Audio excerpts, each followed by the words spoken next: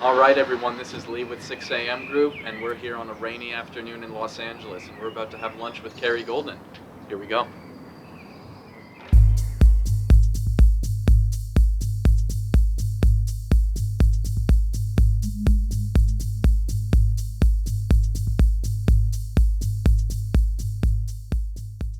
All right, so we are here in the wonderful home of Cari Golden.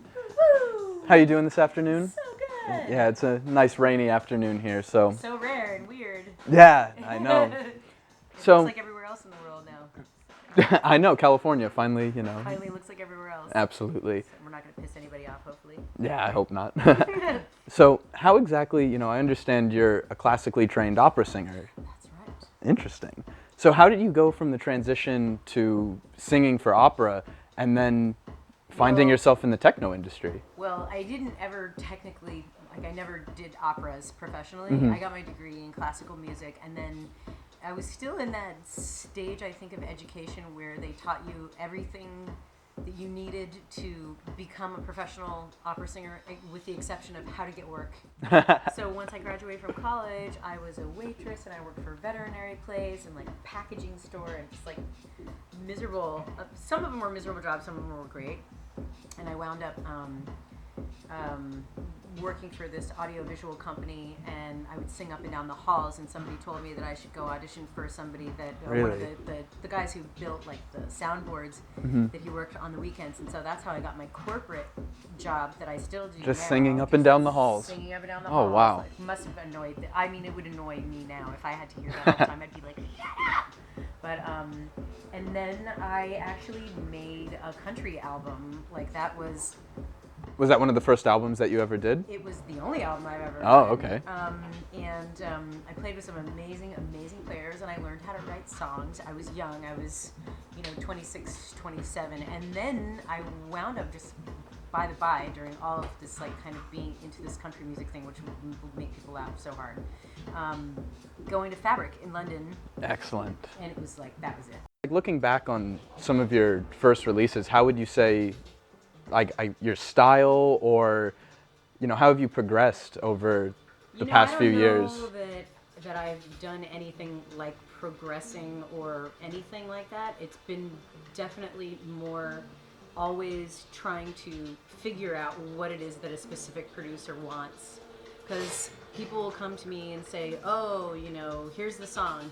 And they'll send me a track, and to me, I'll hear something, and I'll write a song. And I mean, I write songs, so Yeah. that's a hard thing to do in this kind of music, because people don't want to hear Absolutely. a song, but they do hear songs. 'Cause Absolutely. that's what I do. So it's really getting the right match with each producer, and everybody's different. And a lot of times people will be like, oh, we want to write a hit and whatever, and it's like, that's not Doesn't what I everybody? do. That's not what I do. I just write songs, and it always amazes me what goes and what disappears, and it just depends. Like the things that people will say, like, oh, I love that song, and I'll be like, oh wow, I had no idea that it was getting any traction or whatever. Yeah. And then you have things that blow up for whatever reason. And then, all the DJs start playing it in their sets, and, Yeah. it's a dance floor bomb. Yeah, but I wouldn't say that I have any style that's progressed in any way. Okay. If anything, has gotten me just sort of easier to write. Like the thing about me that has progressed is I have a real system now for writing songs, and Sarah knows what it is, and What's your system like? I'm at the club, and I bring my phone out, and she's all, she's like, yeah, there goes Cari off in the corner again in her fucking phone, like, Yep. getting all my ideas, like, that's brilliant, But I have like a bunch of voice notes, and then I'll go in and call from that things. I sing everything. If it's stupid, I don't care, because sometimes stupid shit actually winds up being really funny if you're just repeating one line over and over again. And Definitely. it's ridiculous, like it actually can be really funny. Oh, and if you have that content to work with, you can always go back and look at it and be like, oh, that was good, that wasn't. When it comes you know. down to like not feeling inspired, like even if I'm not writing music, if I've got thoughts running through my head, or something is going on in my life that's causing me to think or reflect or regret or hurt or be really happy about, I will write about it, Yeah. and then just leave it in a Word document, and then people will come back and say, hey, I need something, and I've got a deadline, this and that, and and I'll go through and look at things, and things will pop up And it all the just time pops. that are perfect. You know. And also, I write specifically to tracks as Yeah. well. So, you talk about inspiration. What are some of the things that really inspire you when you sit down and start writing a track? Heartbreak, and when people do wrong shit to you. Naturally. It's like basically love and hate, essentially. You and I. I mean, really, everything in music is essentially a love song or a song about introspection, or,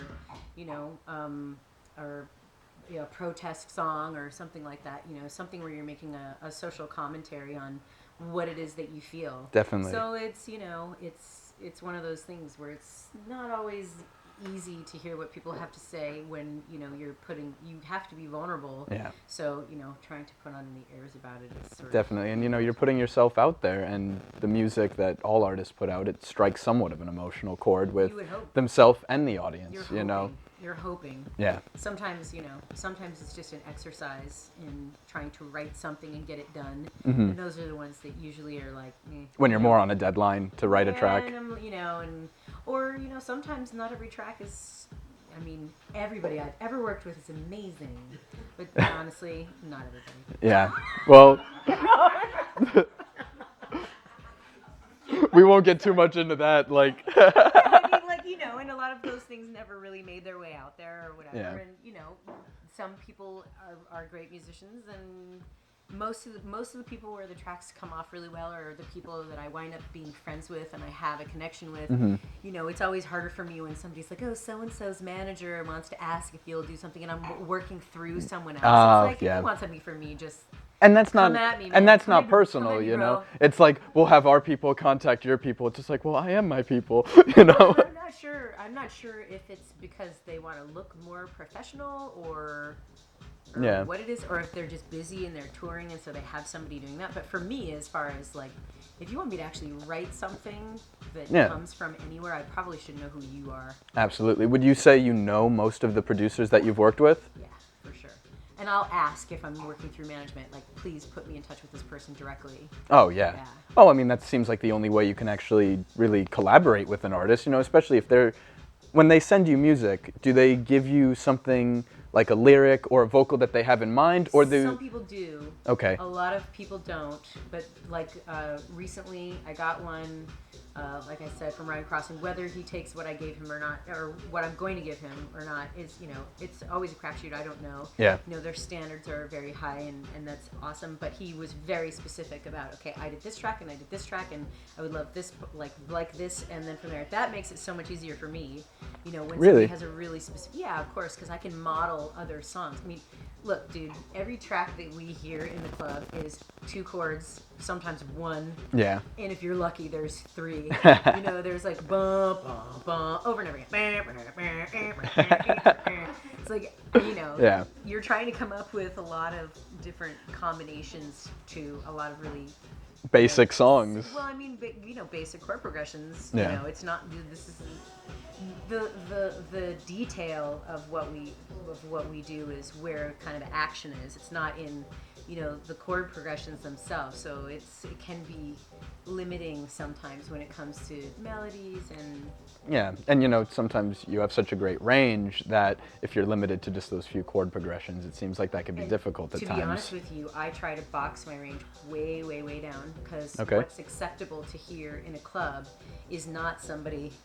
Do you have opportunities for gigs where you do get to really, expand your range as an artist? Awesome. Yeah, Yeah. That's when I'm singing live, is when I can actually just unleash the beast and Absolutely. actually really sing. Yeah. Yeah. Because when I'm in here, almost everything I do in the studio is practically a whisper. I have to ask a personal question. Oh, God. Not necessarily too personal, but Bird on a It Wire. wasn't me. Sorry, what? Sorry. Your track Bird on a Wire. Yes. What was the inspiration behind that? Let's see. One day that was one of the ones where I wrote a poem before I ever had the track, and I wound up Okay. actually going to Sweden. Oh, okay.